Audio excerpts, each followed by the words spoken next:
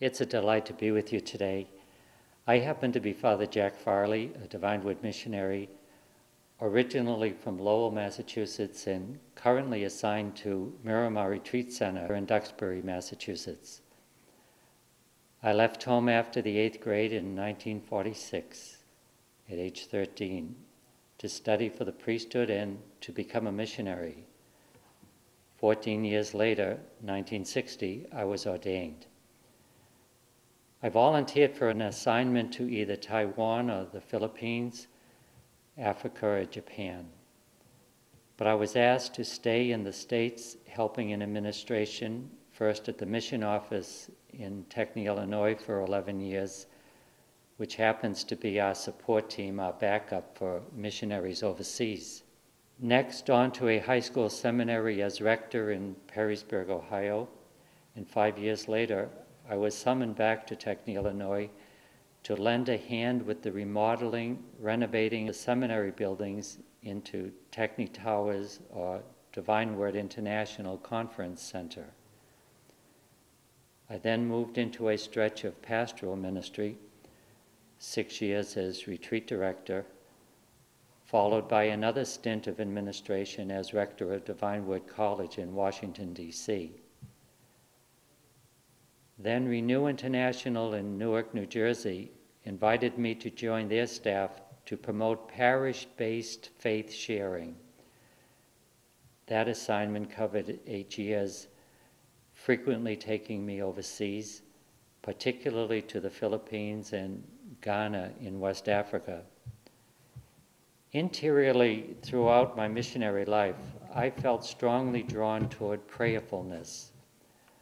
A unique opportunity surfaced in recent years, allowing me to participate for 18 months in prayer at a Trappist monastery in Colorado.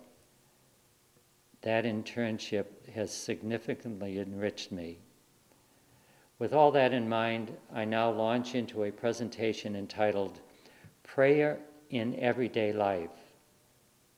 My primary resource for this reflection is Father Michael Casey's book, Toward God, Prayer in Everyday Life.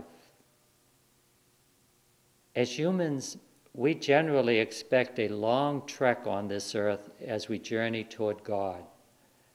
We may not seem to make much progress in any given hour of any given day, but that's okay.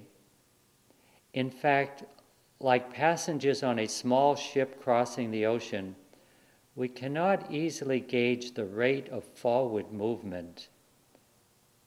Through the years, we ride on tides and currents and are buffeted by waves.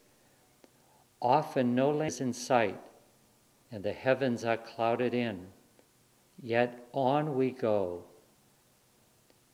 Everything depends on our being steadfast in holding course, though there is little at the time to confirm our judgment. The truth becomes evident only on arrival.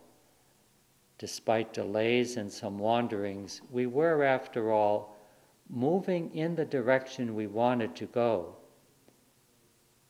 If we are off course or going backward or completely stationary, a way can still be plotted. There is always a way. What matters is arriving at the destination, and the only way to accomplish it is to keep moving, undeterred by mistakes and mishaps from whatever directions these come.